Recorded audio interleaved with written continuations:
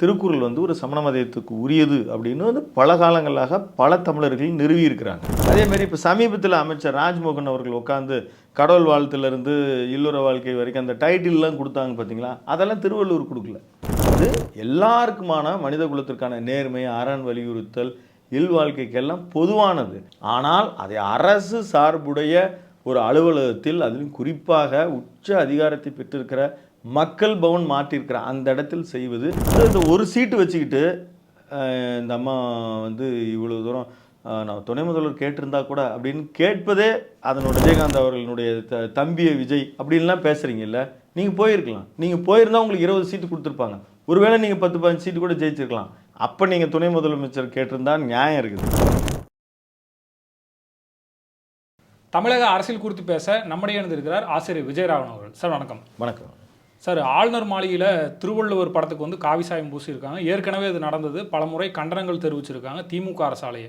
இப்போயும் பல்வேறு அரசியல் தலைவர்கள் கண்டனம் தெரிவிச்சுட்டு வராங்க. இது கண்டனத்துக்குரிய விஷயமா? நிச்சயமாக வந்து ஒரு அரசு என்பது எந்த விதமான மதச்சார்போடு இருக்கக்கூடாது. திருவள்ளுவரை வந்து உங்கள் வீட்டில் நீங்கள் வந்து கடவுள் நம்பிக்கை இருக்கிறீங்க அப்படின்னா, உங்கள் வீட்டில் நீங்கள் ஒரு மத சாயத்தோடு வழிபடுவதற்கு உங்களுக்கு முழு உரிமையும் இருக்கும்.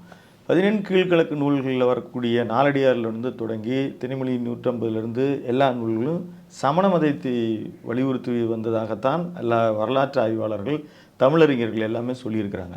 அந்த வகையில் பார்த்தா அது வந்து ஒரு சமண மதத்தின் கொடை. அதனுடைய கலை சொற்கள் முதற்கொண்டு எல்லாமே திருக்குறள் வந்து ஒரு சமண மதத்துக்கு உரியது அப்படின்னு வந்து பல காலங்களாக பல தமிழர்கள் நிறுவியிருக்கிறாங்க. அப்படி இருக்கிற பொழுது, ஆனால் அது வந்து எல்லோருக்கும் ஏற்றக்கூடிய ஏற்புடையதாக, உலக பொதுமறை அப்படின்னு உலக பொதுமறையாக ஏற்புடையதாக அதிக மொழிகளில் மொழிபெயர்க்கப்பட்டு இருக்கிறது. இன்னும் மொழிபெயர்ப்பதற்கான உதவிகள்லாம் அரசு செஞ்சிட்டு இருக்கு. அதை பாரத பிரதமர் அவர்கள் எங்கே போகும்போதும் அதை பற்றி சொல்லிட்டு இருக்கிறாரு, மேற்கோள் காட்டுறார்.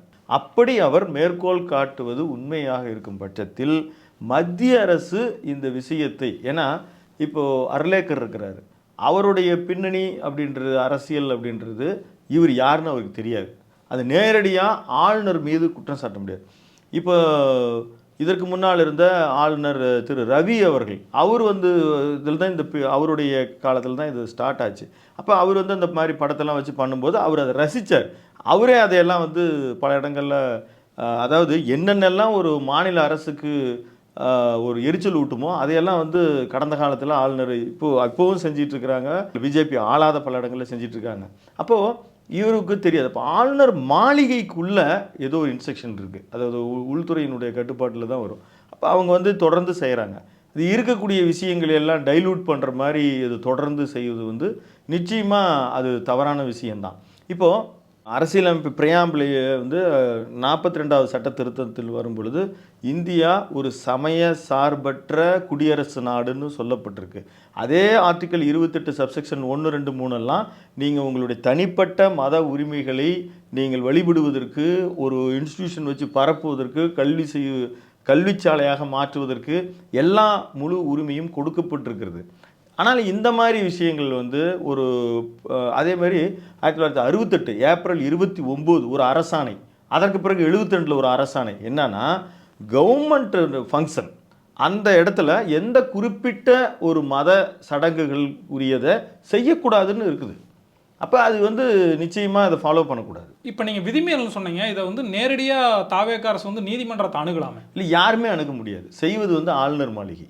அந்த அரசியலமைப்பு சட்டம் எப்படி ஒரு மத வழிபாட்டுக்கு உரியதாக, அதாவது மதச்சார்பற்ற நாடாக சொல்லுகிற அதே வேளையில் ஒரு மாநில அரசினுடைய முதன்மை தலைவர் யாருன்னா முதலமைச்சர் கிடையாது.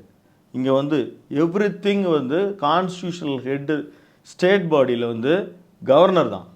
அவர் தான் சைன் போடுறார். நீங்கள் வந்து நமக்கு தெரிஞ்சு ஒரு பில்லு வந்து பாஸ் ஆகுது, இங்கே நிறைவேற்றம் செய்த பிறகு எப்படி அங்கே ஜனாதிபதியை இங்கே ஒரு ஆளுநர் தான் நிறைவேற்றம் செய்ய, சட்டம் உருவாக்குனா கூட அவரோட ஒப்புதல் இருக்கு. அவர் வந்து பதவி காலம் வரை, ஆளுநர் தன்னுடைய பதவி காலம் வரைக்கும் ஆர்டிக்கல் 361 என்ன கொடுக்குதுன்னா, அவர் நீதிமன்றத்திற்கு பதில் சொல்ல வேண்டிய கடமைப்பட்டவர் அல்ல.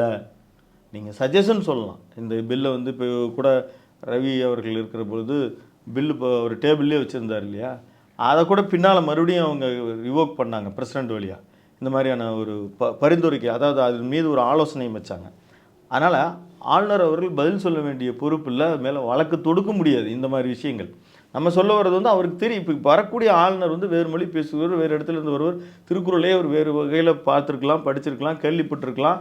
ஆனால் திருவள்ளுவர் யார் அப்படின்றது அவருக்கு தெரியாது. அப்போ அந்த விஷயத்தில் ஒரு பதில் சொல்லவும் கடமை இல்லை. இப்போ இன்னும் ரொம்ப டீப்பாக போனால் வச்சிருக்கிற அந்த உருவம் அப்படின்றது பார்த்தீங்களா, அதுவே ஒரு கற்பனையான உருவம். இது வந்து ஒரு ஓவியரை வச்சு கலைஞர் அரசு பொழுது இந்த திருவள்ளுவரை வரைஞ்சாங்க. நீங்கள் திருக்குறள் அப்படின்றது பல ஆராய்ச்சிகள் நீங்கள் வந்து 17 கீழ்கணக்கு நூல்களில் நம்ம சேர்த்துருக்குறோம் இந்த காலகட்டத்தில் அமையப்பட்டிருக்குன்னு. ஆனால் சுஜாதா அவர்கள் வரைக்கும் வஉசியிலேருந்து ரைட்டர் சுஜாதா வரைக்குமே மொழிபெயர்ப்பு செஞ்சுருக்கிறாங்க. அதே மாதிரி கடவுள் நம்பிக்கை சுத்தமாக இல்லாதவர்கள், நாவலர்லேருந்து கலைஞர்லேருந்து சமீபத்தியில் கவிஞர் வைரமுத்து வரைக்குமே அதுக்கு வந்து மொழிபெயர்ப்பு செஞ்சுருக்கிறாங்க. அப்போ ஒரு சில இடங்கள் எல்லாம் அவர்களுக்கு ஏற்ப வந்து இந்த ஊழ் அப்படின்ற விஷயத்தையெல்லாம் அவர்களுக்கு ஏற்ப தான் மாற்றி தான் செஞ்சுருக்கிறாங்க. தொடக்கத்தில் பரிமேலழகர் கொடுத்தது தான் உரை. அவர் வந்து அன்றைக்கி இருக்கிற அந்த சொற்களுக்கு வந்து அவர் கொஞ்சம் மாற்றி செஞ்சுருக்கிறார். அதற்கு முன்னால் இருக்கிற சில சொற்கள்லாம் வந்து அதில் ஒரிஜினாலிட்டி என்னன்னு நமக்கே தெரியாது. அதுக்கு மணக்குடவர், தர்மர், இந்த மாதிரி ஒரு 10 பேர் கொடுத்ததை கடைசியாக அதுக்கப்புறம் வந்து நிறைய பேர் நம்ம பார்த்துருக்கணும். நாவலர் வந்து ஒரு புகழ்பெற்ற ஒரு உரையை கொடுத்துருக்கிறார். அவங்க கருத்தியல் ரீதியாக அவர்கள் கடவுள் மறுப்பாளர்கள் அந்த ரீதியாக வந்து கொடுத்துருக்கிறதையும் நம்ம பார்க்குறோம். அப்போ அந்த உருவம் வந்து கற்பனையானது. அதேமாரி இப்போ சமீபத்தில் அமைச்சர் ராஜ்மோகன் அவர்கள் உட்காந்து கடவுள் வாழ்த்துலேருந்து இல்லற வாழ்க்கை வரைக்கும் அந்த டைட்டில்லாம் கொடுத்தாங்க பார்த்தீங்களா, அதெல்லாம் திருவள்ளுவர் கொடுக்கல. அந்த ஹெட்டிங்ஸ் எல்லாம் வந்து திருவள்ளுவர் கொடுக்கல. அவர் எழுதினார். அந்த எழுதின அடிகள் கிடைக்கப்பெற்றன. அந்த கிடைக்கப்பெற்றது அடிப்படையில் பரிமேலழகர் தான் ஹெட்டிங் போடுறாரு. அப்போ திருக்குறள் வந்து கிடைக்கப்பட்டது ரொம்ப குறைவுன்ற ஒரு ஆராய்ச்சியும் இருக்குது. 1330 குறள் இருக்குது, 130 அதிகாரங்கள் இருக்குது. அது மட்டும்தான் நமக்கு வந்து தெரிஞ்ச விஷயம். ஆனால் மேற்கொண்டு அது எல்லாமே பல இடங்களில் செப்பனிடப்பட்டது. அது எல்லாருக்குமான மனித குலத்திற்கான நேர்மை, அரண் வலியுறுத்தல், இல்வாழ்க்கைக்கெல்லாம் பொதுவானது. அதில் கொண்டு வந்து அவங்கவுங்களுக்குரியதாக வந்து கொண்டாடிக்கிட்டு இருக்கிறதுன்றது நீங்கள் கொண்டாடலாம். நீங்கள் எங்கே வேணாலும் எப்படி வேணாலும் பண்ணிக்கிங்க.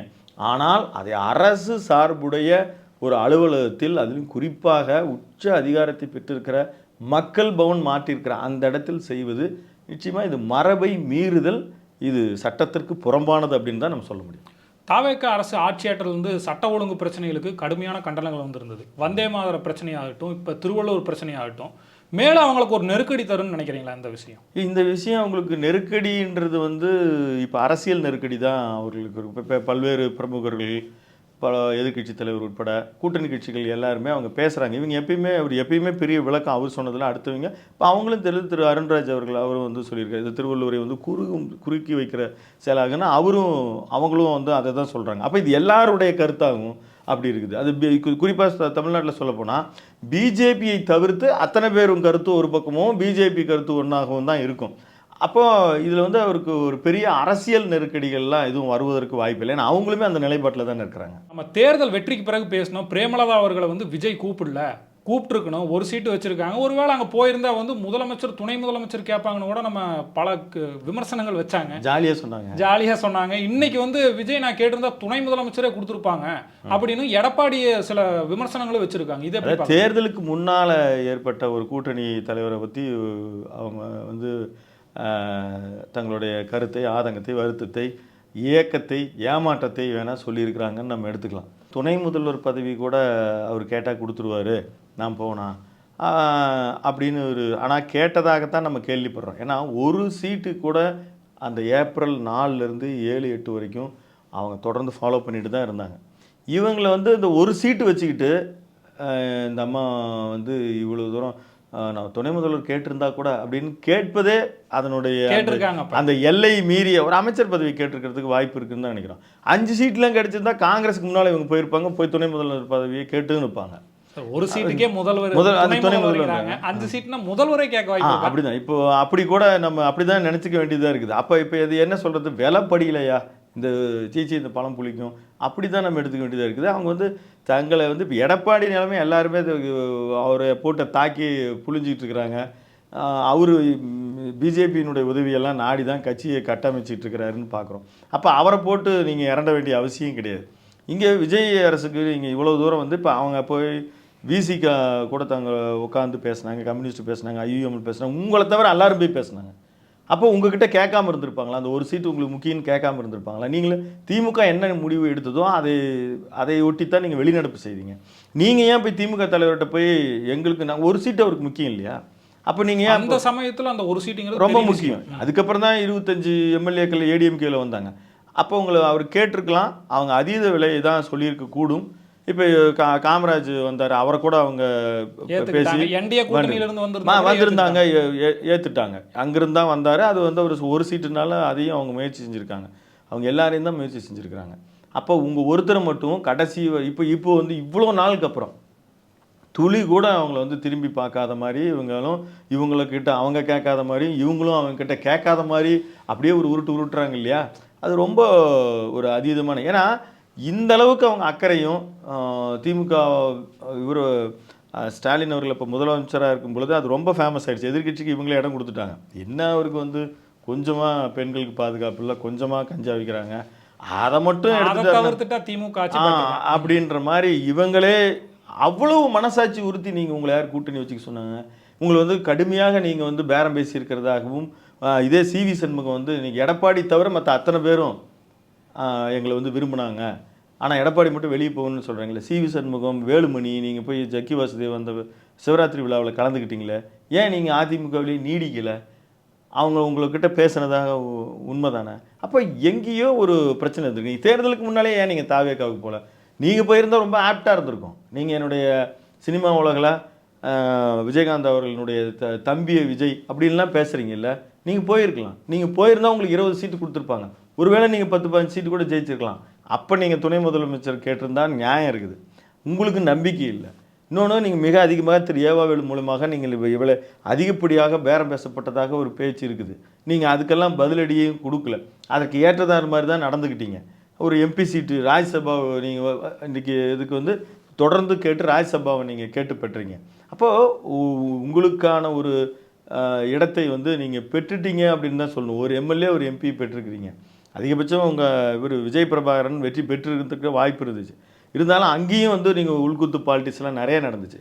அப்போ தங்களுடைய இன்றைக்கு இருக்கிற சூழலை தாண்டி அதீதமாக பிரேமலதா ஆசைப்படுறாங்க அப்படின்னு தான் நம்ம சொல்ல முடியும். தமிழக அரசியல் குறித்து பல்வேறு கருத்துக்களை நேயர்களுக்கு பகிர்ந்தீங்க சார். உங்கள் கருத்தை பகிர்ந்தமைக்கு மிக்க நன்றி.